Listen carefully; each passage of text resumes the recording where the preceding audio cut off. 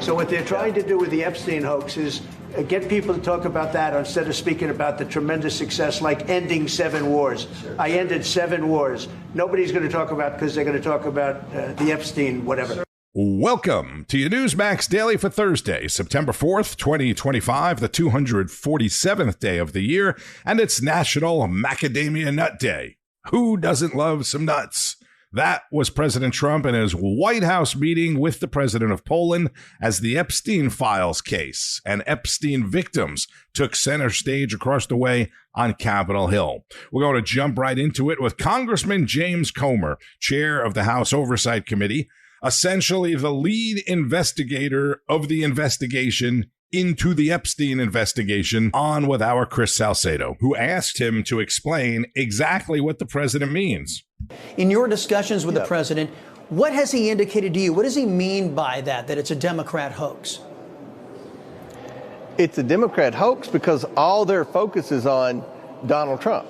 They are trying to create a false narrative that Donald Trump was somehow involved in the shenanigans that were taking place on Epstein Island. They're trying to create a narrative that Donald Trump is covering up this investigation and preventing transparency to try to protect either himself or some Republican donors. And that's just not true. Donald Trump has been transparent.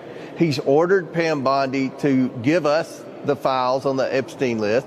There are tens of thousands of pages. We've already gotten 34,000 pages. There are a lot more. We're uploading them all. We're reviewing them to make sure that none of the victims' names are disclosed because most of the victims don't want their names disclosed. They've moved on. They have families. They have children now. Mm-hmm. And this is a very troubling part of their past. So the president has mentioned that, and the Democrats have said, oh, he's trying to protect people. He's trying to protect the victims. So I think Donald Trump's done everything right here. He's trying to be transparent, and we're working with him on the Oversight Committee. And I think the American people want to know, and I want to know. I want to know who the people were that were going to Epstein Island. I want to know names of people in our government that failed these women.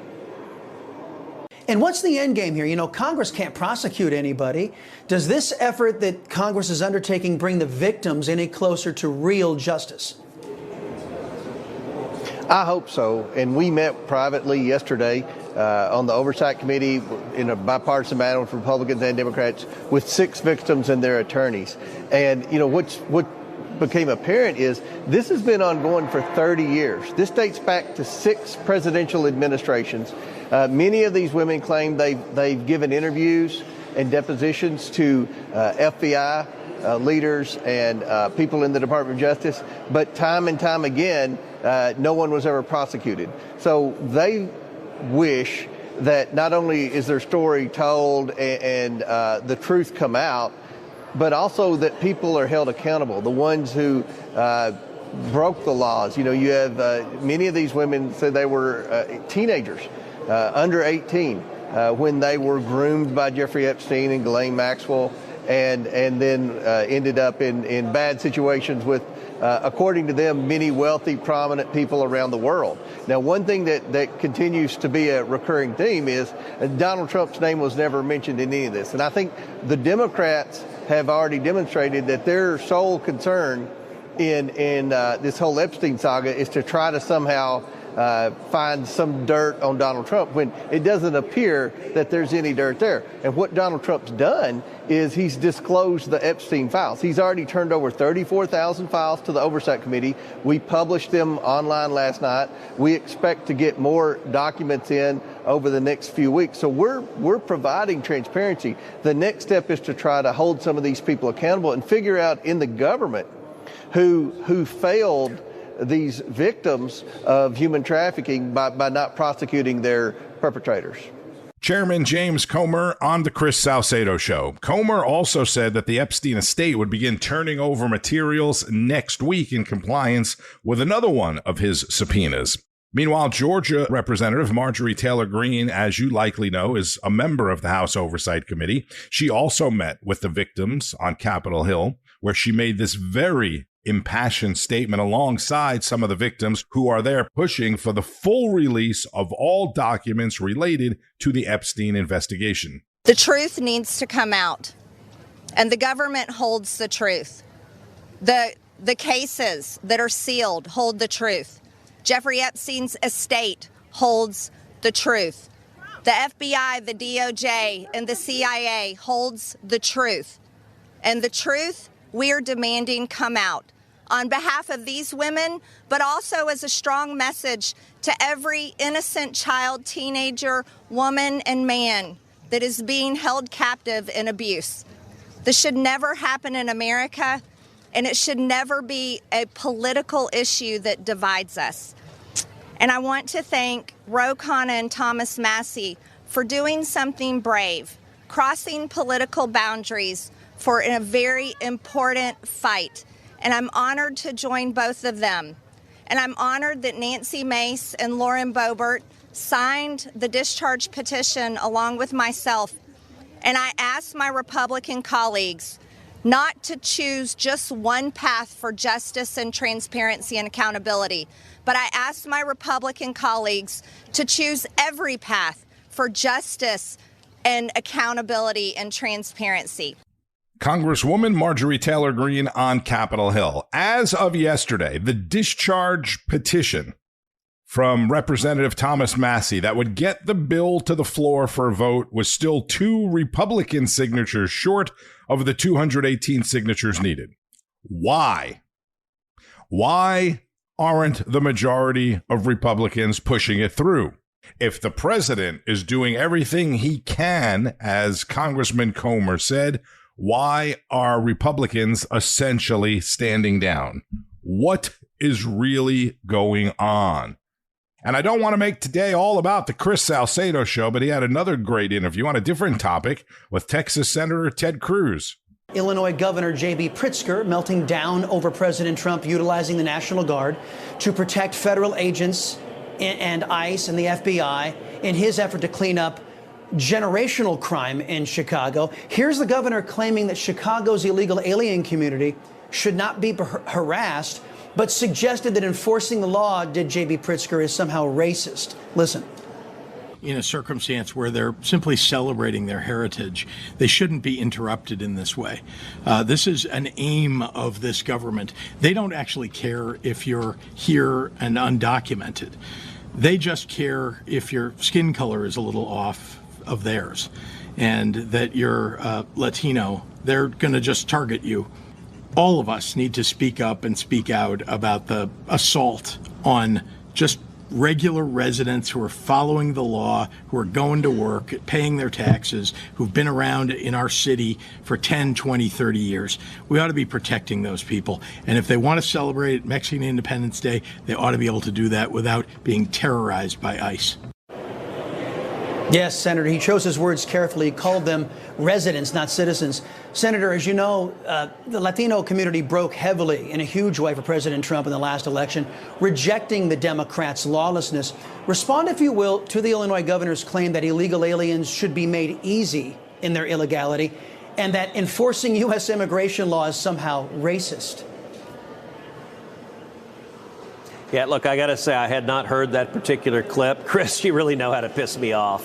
What a disgusting, racist bigot J.D. Pritzker is. You and I are both Latino. And listen, I don't want to get between J.B. Pritzker and the Domino's pizza line, but I'll tell you what I am willing to get between. It is him and his open doors for every human trafficker, every drug trafficker, every MS-13 and Tren de Aragua gang member. And the Democrats claim that Latinos support illegal immigration. Well, I got a news for you, JB. In the state of Texas in 2024, Donald Trump carried the Latino vote, and so did I, because our communities, like every community, are the victims of the violence of these illegal aliens and gang members that the Democrats trafficked into this country. And the shamelessness, it is amazing to see Democrat politicians who over and over and over again, given a choice, do you stand with a murderer or do you stand with the innocent citizens in your community? Do you stand with a rapist or do you stand with the innocent citizens? Do you stand with a child molester or do you stand with the innocent citizens? Today's Democrat Party picks the murderers and rapists and child molesters every time. And I got to say, I don't understand the mentality of that, but don't you dare claim it's because Latinos want you to, because you know what? We want murderers in jail or the hell out of our country. We don't want them released into our communities and threatening our families. A fired up Senator Ted Cruz on the Chris Salcedo Show, which, don't forget, will be moving to 5 p.m. Eastern next week. The president is still talking about sending the National Guard to Chicago and now possibly New Orleans as well. Let's go to Wake Up America for more. Former acting Secretary of the Department of Homeland Security, Chad Wolf. So, Chad, let's start with Chicago's crime epidemic. The president said, quote, "We're going in." Democrat Governor J.B. Pritzker already complaining the president is staging troops to be deployed there. Since Chicago saw dozens of shootings, 58 over the Labor Day weekend, 8 killed. This is a crisis. Don't you think it kind of should have happened sooner? Well, it most definitely should have. I think the governor should have reached out a long time ago. Look, I think what the governor is saying by denying or saying that he doesn't want any help from the president is that the gun violence, the deaths, the shootings that you see in Chicago, that he's okay with it, that he is just fine. Same goes with the mayor there. Instead, they should be embracing what President Trump is offering, and all you have to do is look to Washington, D.C., where the Mayor Bowser has basically embraced what the president is trying to do there because she sees the results. She sees that it's a safer place. It's a safer community. I do think that is the model going forward, and we'll see how long Governor Pritzker holds out and others do, but I think the president's very serious about his obligation to the American people, that he's not going to continue to see this crime just spiral out of control. Yeah, and you mentioned Mayor Bowser in D.C., and she's seeing, as you said, the results. She's seeing the numbers. She's seeing that carjackings are down 87% since Donald Trump brought the National Guard in. And then you have Chicago's mayor, Brandon Johnson. He's right there with his governor in resisting this crime crackdown. He's now claiming that the president wants to deploy the National Guard troops as a publicity stunt to create his own secret police force. That's what he thinks of all of this. I just can't wrap my head around why they don't want to make their streets safer. It's literally insane. I think 7 people were killed in the city of Chicago over the holiday weekend, and it just continues. And I don't know, as a citizen there and as a mayor, an elected official, why you don't want to address that head on, right? They keep talking about falling crime numbers. That's all fine and good, but you still have people being shot every day, almost every day in your city. Something needs to change, and you need to partner with the federal government, partner with President Trump, partner with the Department of Justice and others to get this crisis under control. But, I think they are too blinded by the politics. They're too blinded by the Trump derangement syndrome to actually say this is actually good for our community. Former acting DHS Secretary Chad Wolf on Wake Up America. The current DHS Secretary, Kristi Noem, and Attorney General Pam Bondi were in Louisiana yesterday to announce the opening of a new ICE detention facility at a state prison, Angola Prison. We're working to secure our borders, remove dangerous illegal aliens, stop drug and human smuggling, and lock up these criminals. There has never been an agreement like this one before. And it is here today at this place because President Trump has selected and built relationships with leaders across this country that don't complain about things, they fix them. The facility is being called Camp 57 in honor of Louisiana Governor Jeff Landry, the 57th governor of that state, after it was originally announced as Camp 47, a reference to President Trump being the 47th president. And yesterday we heard President Trump address what he called the fake news stories about his sudden terminal illness or illnesses and even his death, the subject of last night's Finnerty. Something important is happening right now, something we want to address, something we feel that you should be aware of. But before we do, we are happy to confirm tonight that Donald Trump is very much alive and well. The president is not dead, despite days of optimistic reporting and conjecture from many in the mass media who exist for the sole purpose of manipulating the masses. On Sunday morning, the top search on Google in this country was, "Is Trump dead?" ? Which is very strange after 4 years of the legacy media not saying a word about Joe Biden's health.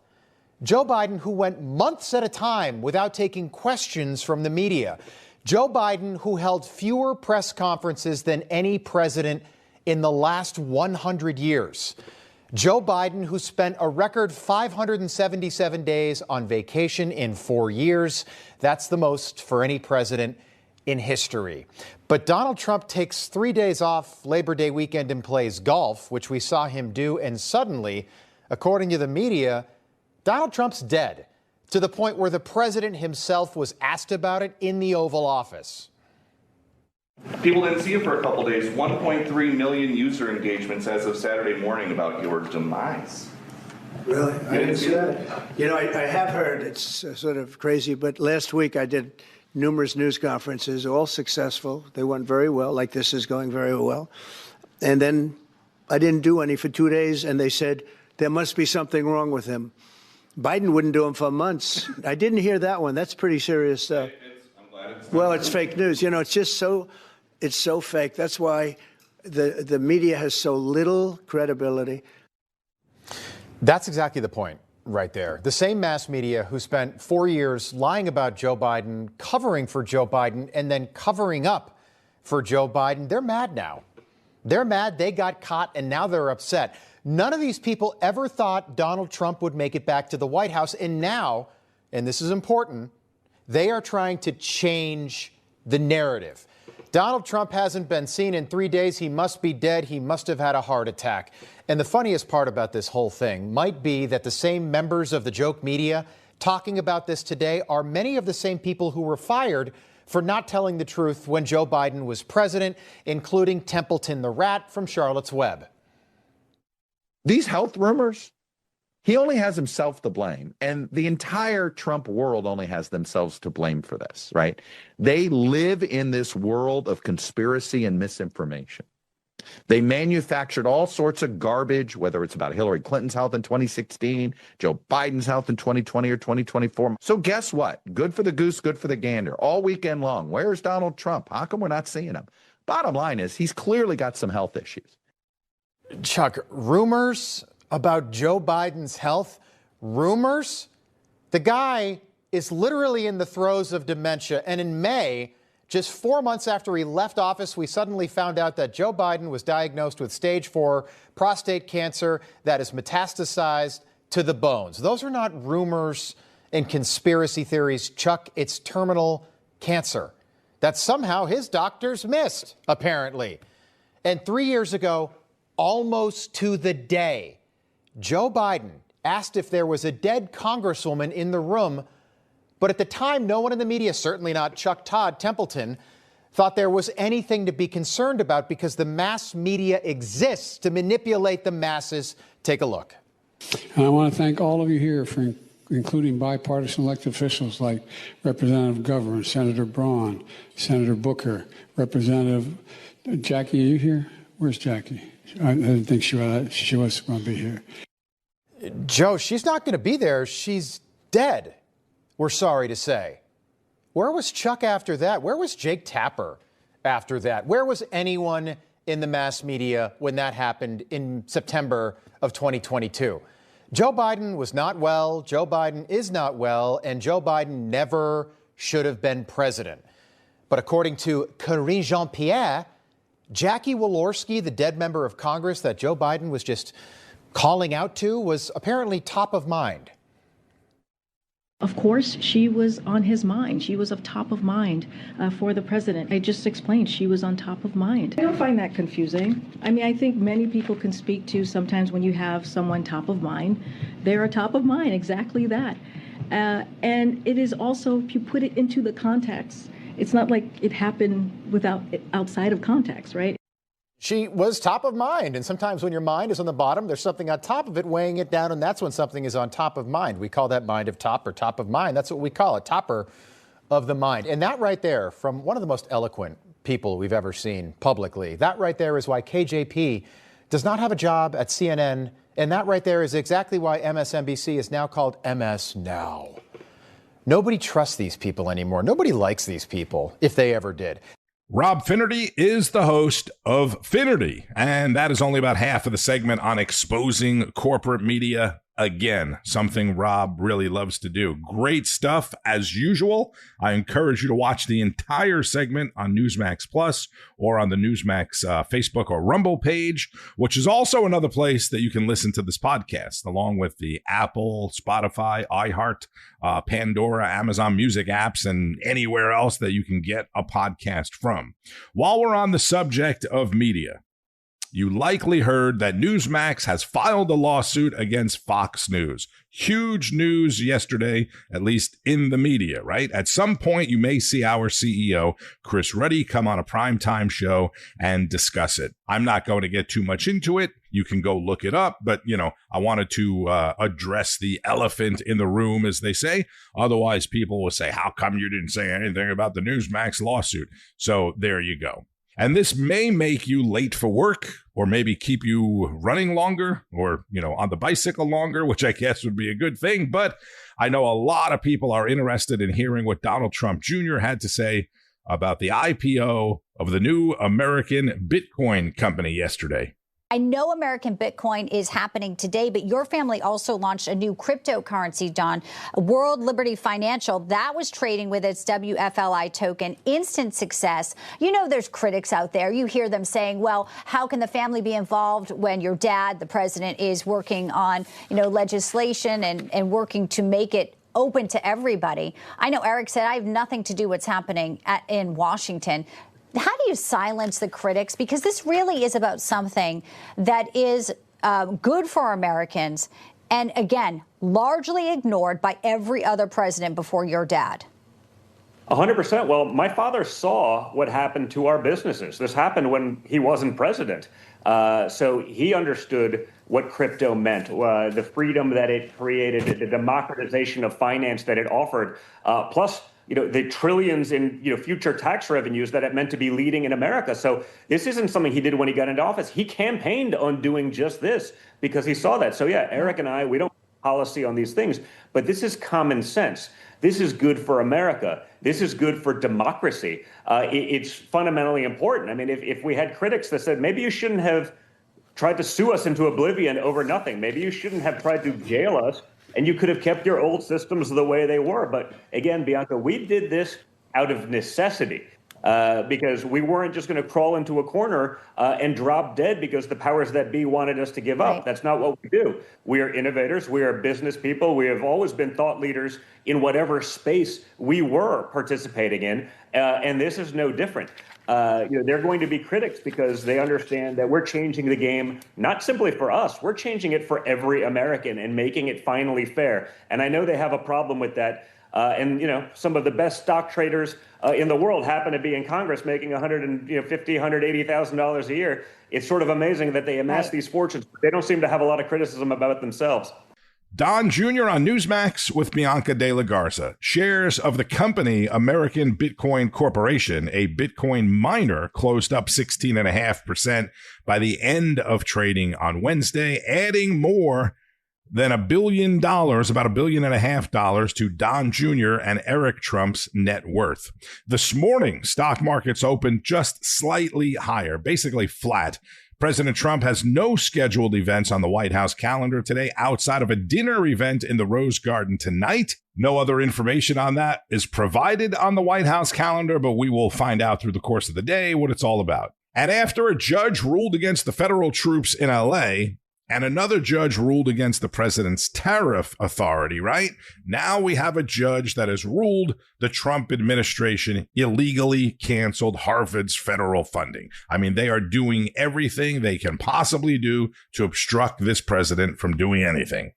And the 2025 NFL season officially begins tonight with the reigning Super Bowl champion Philadelphia Eagles hosting the Dallas Cowboys. It's essentially a must-win game already out of the gate for the Dallas Cowboys. Some people are excited about the NFL season. Be sure to keep up with all of the news today and breaking developments on Newsmax, N2, and at Newsmax.com. Also, make sure you're streaming on Newsmax Plus, as I mentioned earlier, so you get all of your favorite shows, favorite hosts, and all of the great expert analysis that goes with it. Don't forget, the news now starts each and every morning at 6 Eastern with Wake Up America Early Edition and Alex Kramer, followed by Wake Up America. I'm Tony Marino. Thank you for listening. As always, enjoy the rest of your day. Maybe eat some macadamia nuts. Man, they are good, but they are expensive as well. Pay attention and keep on fighting the good fight. News breaks every minute, every day. You need the app, the Newsmax app. Find it free on your smartphone store. Then watch us anytime, anywhere. Information. Truth is freedom. Is Newsmax. It's real news for real people.